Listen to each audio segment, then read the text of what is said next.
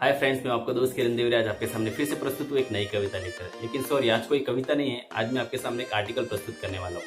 सबके जहन में एक ही चीज़ थी कि लॉकडाउन कब खुलेगा कब खुलेगा कब खुलेगा। 17 मई के बाद 92% तक लॉकडाउन खुल भी गया है। लेकिन अभी लॉकडाउन खुल तो गया है, अभी इसके बाद वाले लोगों का जीवन कैसे रहेगा, लोगों के जीवन में कैसे कैसे परिवर्तन आएंगे, लोगों का जीवन जीने का तरीका क्या होगा, बस यही चीज़ों को मैं भी आज आपको समझाने वाला हूँ। मैंने चुनिंदा ऐसे 10 मुद्दे लिए हैं जो इस आर्टिकल के माध्यम से मैं आपके सामने प्रस्तुत करने वाला हूँ और आपको समझाऊंगा कि किस तरह से लोगों का जीने का जो तरीका है, लोगों का जीने का जो ढंग है वो बदलने जा रहा है। और हाँ दोस्तों, ये वीडियो अगर आपको अच्छा लगता है तो लाइक जरूर कीजिए, अपने फ्रेंड्स में शेयर जरूर कीजिए।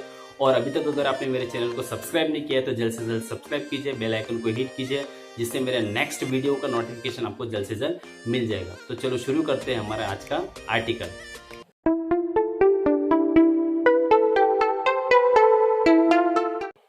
कोरोना वायरस के कारण पूरी दुनिया में 49 लाख से अधिक लोग संक्रमित हैं और 3 लाख से ज्यादा लोगों की मौत हो गई है।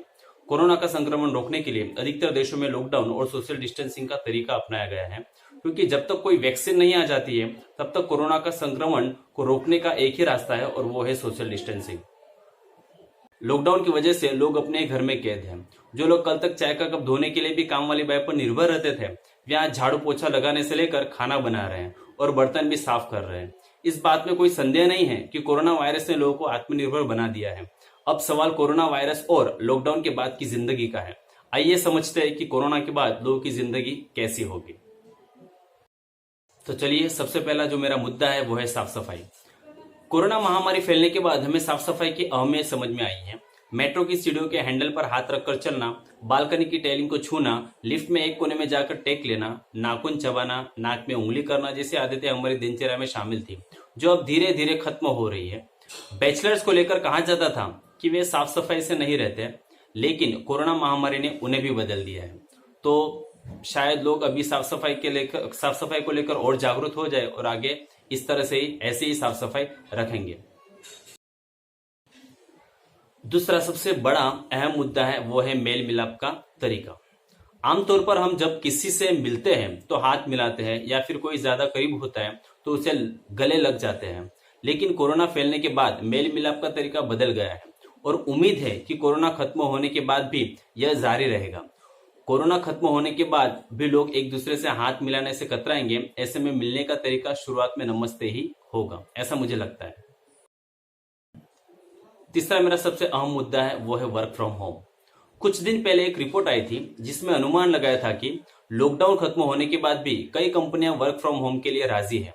लॉकडाउन खत्म होने के बाद वर्क फ्रॉम होम एक ट्रेंड बन सकता है, क्योंकि वर्क फ्रॉम होम की स्थिति में कर्मचारी के लिए ऑफिस में कोई सेटअप की जरूरत नहीं है। इसके अलावा बिजली, पानी जैसे अन्य खर्चे भी नहीं है।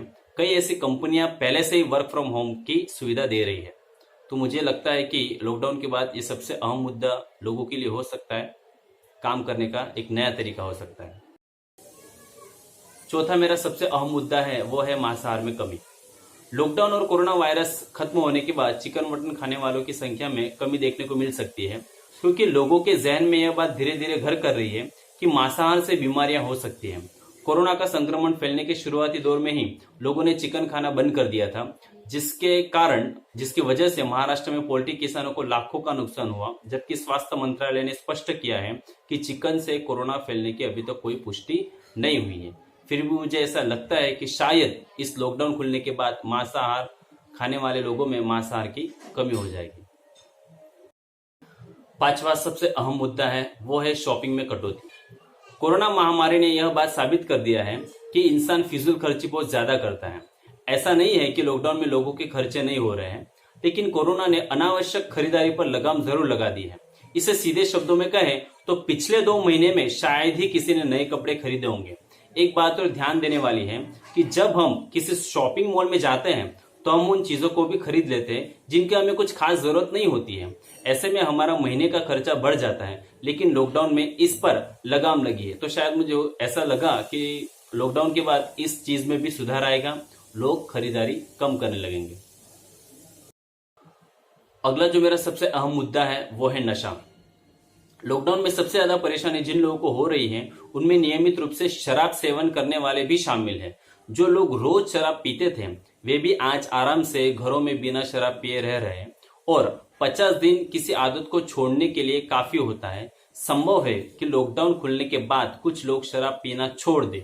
सोशल मीडिया पर लोगों का कहना है कि लॉकडाउन के कारण घर ही नशा मुक्ति का केंद्र बन गया है। मुझे ऐसा लगता है कि शायद लॉकडाउन के बाद लोग नशा कम करने लगे। अगला जो मेरा सबसे अहम मुद्दा है वो है परिवार से लगाव। इसके बारे में मैं पहले भी बहुत सारी कविताएं बना चुका हूं और आपके सामने प्रस्तुत कर चुका हूं। तो चलो इस मुद्दे को विस्तार से समझते हैं। लॉकडाउन और कोरोना में लोगों के पारिवारिक रिश्ते को मजबूत किया है। इस बात से इनकार नहीं किया जा सकता है। जो लोग कल तक परिवार से दूर भाग रहे थे उन्हें भी आज परिवार की याद आ रही है। लॉकडाउन की वजह से लोगों को अपने बच्चे और परिवार के साथ वक्त बिताने का मौका मिला है, जिसका सुखद परिणाम भविष्य में देखने को मिलेगा। कोरोना खत्म होने के बाद लोगों के पारिवारिक रिश्तों में भी मजबूती देखने को मिलेगी। अगला मेरा सबसे अहम मुद्दा है वो है भीड़ भाड़ से दूरी। लॉकडाउन के बाद इसकी पूरी संभावना है कि लोग भीड़ भाड़ वाले इलाके में जाने से ठीक उसी तरह परहेज करेंगे जिस तरह लॉकडाउन में कर रहे हैं।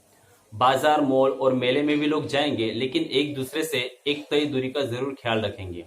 और वैसे भी भीड़ भाड़ वाले इलाके से दूर रहना कोई बुरी बात नहीं है। तो शायद मुझे लगता है कि ये भी मुद्दा हो सकता है कि लॉकडाउन खुलने के बाद लोग भीड़ भाड़ से बच के ही रहेंगे। अगला मेरा सबसे महत्वपूर्ण मुद्दा है वो है आत्मनिर्भरता। बचपन से ही हमें माँ बाप से सीख मिलती है कि बेटा आत्मनिर्भर बने। लड़का हो या लड़की, उसे घर गृहस्थी का काम तो आना ही चाहिए। हालांकि कई लोग इन सब बातों को नहीं मानते। ऐसे लोग फिर होटल, टिफिन या फिर ऑनलाइन खाना डिलीवर करने वाली कंपनियों पर निर्भर रहते हैं। लेकिन लॉकडाउन ने यह बता दिया है कि गृहस्थी का काम सीखना कितना जरूरी है। लॉकडाउन में सबसे अधिक परेशानी ऐसे लोगों को ही हो रही है जिनको खाना बनाना नहीं आता। तो मुझे ऐसा लगता है कि लॉकडाउन खुलने के बाद इस मुद्दे में भी, इस पॉइंट पे भी सुधार जरूर देखने के लिए मिलेगा। और अब चलते हैं अंतिम मुद्दे पर जो कि काफी अहम है, वो है जंक फूड से तौबा। सोशल मीडिया पर आपको तमाम ऐसे पोस्ट मिल जाएंगे जिनमें लिखा हुआ मिल जाएगा कि आप उनको समोसा मांगते हैं, आप उनको मोमोज मांगते हैं और आप उनको गोलगप्पे मांगते हैं। डॉक्टर्स ने हमेशा से जंक और फास्ट फूड खाने से मना किया है।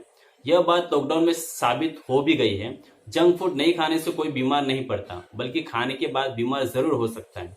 उम्मीद यही है कि लॉकडाउन खुलने के बाद फास्ट फूड से लोगों को कुछ खास लगाव नहीं रहेगा। तो आपको ये मेरा पूरा आर्टिकल कैसा लगा, मेरे मुद्दे कैसे लगे, मुझे कमेंट बॉक्स में कमेंट करके जरूर बताइएगा। धन्यवाद। Stay safe, stay home.